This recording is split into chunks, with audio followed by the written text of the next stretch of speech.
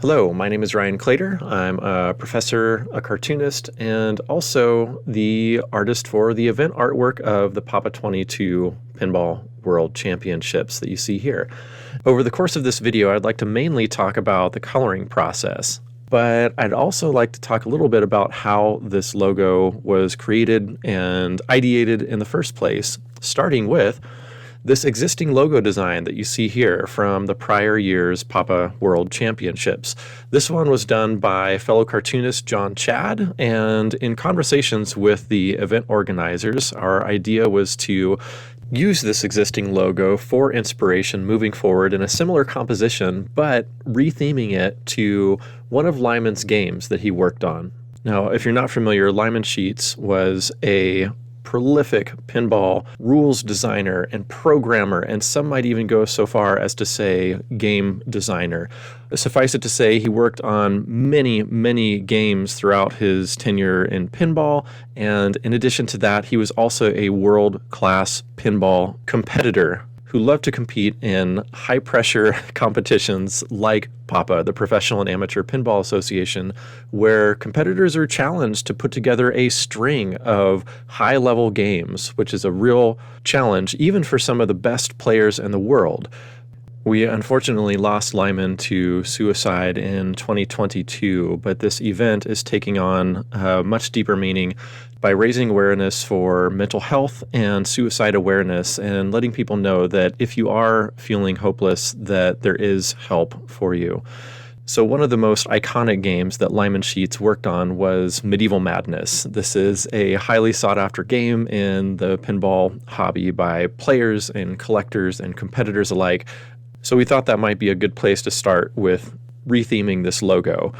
It also immediately put images into my mind about how some of the elements from Medieval Madness might play into this logo design. For example, one of the main elements on the playfield in Medieval Madness is this interactive, dynamic, exploding castle. And this castle has these three main elements, like a central portion and these cylindrical portions on the side, which I thought would be a good placement for hanging banners for Lyman's high score initials.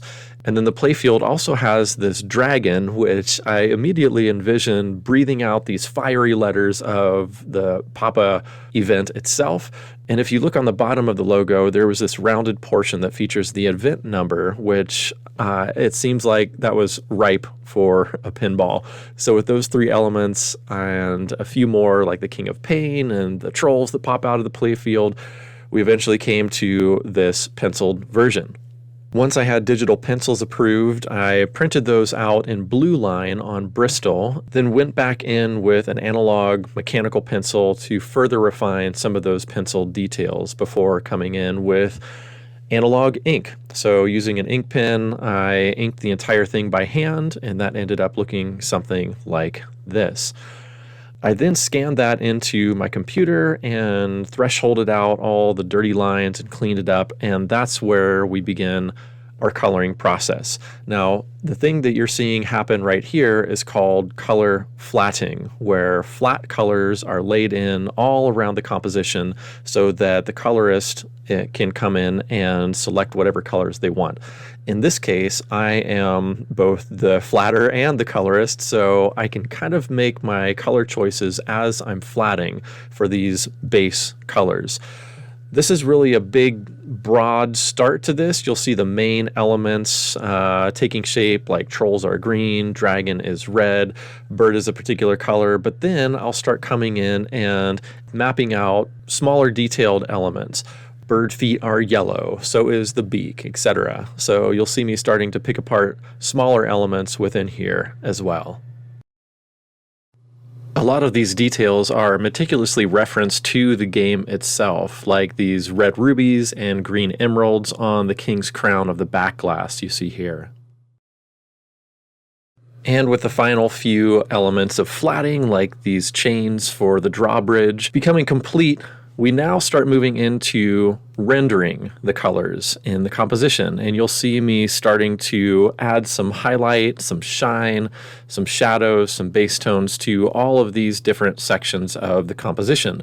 So depending upon where the light source is coming from, like one of the main light sources here is that huge fire-breathing dragon breathing out the Papa letters, and that illuminates a lot of what is in the composition here. So most of the things I'm rendering at this point have this warm orangey glow to them, but there's also a secondary light source that I'll bring in. You'll see on the edges of objects this sort of light blue tone, which is like a reflected light source or a secondary light source coming from outside of the main composition, outside of the main dragon. So I'll be going through each of these separate elements, thinking about both that main and the secondary light source, trying to make it feel like all of these items fit within the environment. In an effort to make this castle feel more believable, I also went in and started changing colors of individual bricks so it felt more natural and stone-like before going in and giving it the rendering treatment with that warm color. After going back in to preserve some of the shadows from things like the hanging banners, I then went in and individually selected edges of all of the bricks so that I could then come back and highlight those to really make it look like there's some shine, some glint being picked up on those edges to really make each of those bricks pop from the castle.